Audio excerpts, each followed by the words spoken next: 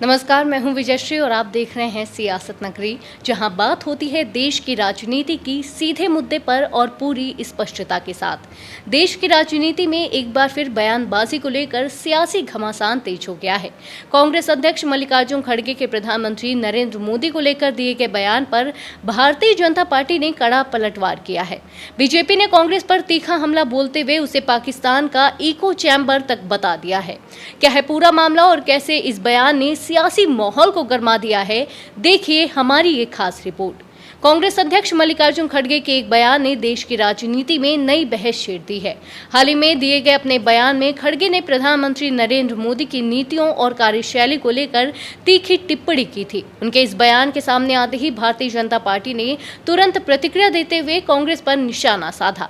BJP नेताओं ने आरोप लगाया कि कांग्रेस बार बार ऐसे बयान देती है जो देश के हितों के खिलाफ माहौल बनाने का काम करते हैं। इसी क्रम में बीजेपी के कई नेताओं ने कांग्रेस को पाकिस्तान के इको चैम्बर का हिस्सा बताते हुए कहा कि कांग्रेस के कुछ बयान पाकिस्तान की भाषा से मेल खाते नजर आते हैं। इस बयान के सामने आने के बाद राजनीतिक गलियारों में चर्चा तेज हो गई और सोशल मीडिया पर भी इस मुद्दे को लेकर तीखी बहस देखने को मिली। बीजेपी नेताओं का कहना है कि देश की राजनीति में इस तरह की बयानबाजी से जनता के बीच गलत संदेश जाता है और इससे देश की छवि पर भी असर पड़ सकता है। वहीं कांग्रेस की ओर से भी इस मुद्दे पर प्रतिक्रिया सामने आई है, जिसमें पार्टी नेताओं ने बीजेपी के आरोपों को बेबुनियाद बताते हुए कहा है कि सरकार की नीतियों की आलोचना करना लोकतंत्र का हिस्सा है। राजनीतिक विश्लेषकों का मानना है कि आने वाले दिनों में यह विवाद और गहरा हो सकता है, क्योंकि दोनों दल इस मुद्दे को अपने अपने राजनीतिक नजरिए से जनता के सामने रखने की कोशिश करेंगे।